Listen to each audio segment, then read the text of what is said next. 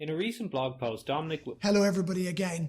not now Dominic, introduced the Badlands concept. What Badlands involves is people like you and me becoming amateur node providers and building on the existing network of the internet computer, using low-cost devices and allowing them to achieve the highest possible level of decentralization.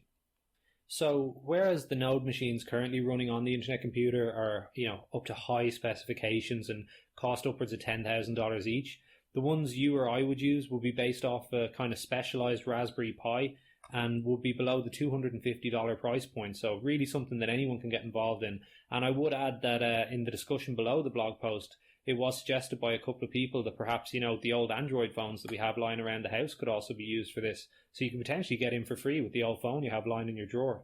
So in terms of where these fit in with the internet computer's infrastructure, Dominic Williams has said that these won't be suitable for things like a blockchain-based chat application, a real-time live financial exchange, or, their TikTok clone. You couldn't have something like your old phone hosting cat videos or something like that. It's far too serious stuff. But, so he hasn't actually detailed exactly where they would fit in. He's described them as a wild west for smart contracts with the maximum level of decentralization. But as to, what actual functions they will serve on the internet computer, we haven't really got a clear picture on that yet. And running a $10,000 piece of equipment in a professional data center with fail safes and high class internet connections with insane speed is not comparable to you or I sticking a Raspberry Pi in the corner. And Dominic details a few disadvantages of this. So number one, throughput will be greatly decreased, right? Obviously, quality of internet connection, processing power, etc. Number two, he foresees more downtime because amateur node providers are, like it says on the tin, amateurs. They're going to have to go out, go to work, walk the dog, go for a run, whatever it is that you do, or, potentially you get drops in your internet connection or stuff like that. So they don't have the same level of consistency that a professional node provider would. Furthermore, he foresees trouble with security in terms of smart contracts, so you wouldn't be able to use these to transact in large amounts of money. And finally, of course, you would have to hide this in some way from your internet service provider. Using a VPN. And if you do want a VPN, we've got a class deal with Nord in the description, €2.34 a month.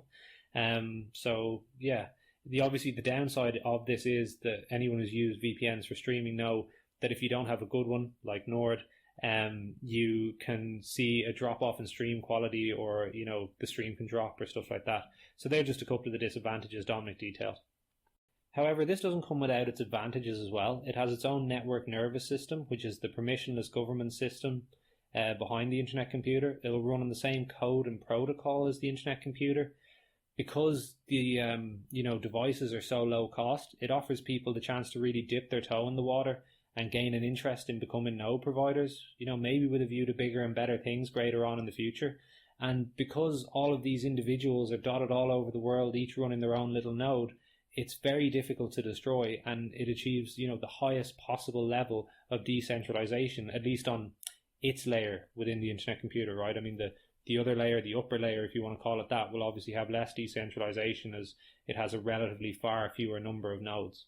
In terms of how to get involved in this, you're going to have to go to a little thing called a people party that occurs once every 3 months at the same time and date, and involves people gathering around in a circle. Careful, Dominic, you're getting into some dangerous territory there. But what occurs at these is basically a kind of multi-party computation system where people go around the circle, get the keys, other people verify the keys, it's on their phone, and then it can be confirmed that the person is who they say they are. And obviously, because you're not Santa Claus, or if you're not Santa Claus, you're not omnipresent, so you can only be in one place at once, and this means that there is only one node per person. Unless you got your friend to go and then just ran the node for them. But anyway. So one of the things in the blog Dominic talks about is anonymity, and this is a supposedly totally anonymous system. However, if you're downloading QR codes on your phone, meeting people in person, connecting it to your modem through a VPN or not, I don't really see how this can be, very anonymous. I mean, even to log into the network nervous system app, I have to give them my fingerprint as well. So it seems to me like they'll actually have quite a lot of information on you if you actually get involved in this. And in terms of the rewards, well, first of all, if you're still watching this video, reward us by giving us a sub. We're a small channel and we produce quality content, so do it. But the rewards for this system, it's not going to be proof of work or proof of stake type rewards. It's more like proof of time. You'll get rewarded for a fixed amount of time that your node spends doing its job. And, to touch back on the anonymity, of course, they won't be able to tell this without monitoring your node and seeing exactly what it's doing and making sure it's doing its job correctly. So, yeah, there will be a higher level of tolerance built in compared to a professional node provider in terms of, building in some of the building in an understanding of some of the disadvantages that we saw earlier, like, for instance, life getting in the way. You're not having a professional, fiber internet connection or whatever it might be, and also, of course, the hardware not being built to the same standard or specifications as the professional nodes. So, yeah, as a whole concept, it's definitely something that interests me. I mean, at $250, why not flick it at it? I will say that if I go to one of those parties, I certainly won't be drinking the Kool-Aid. But yeah, let me know what you guys think. Is this something that interests you?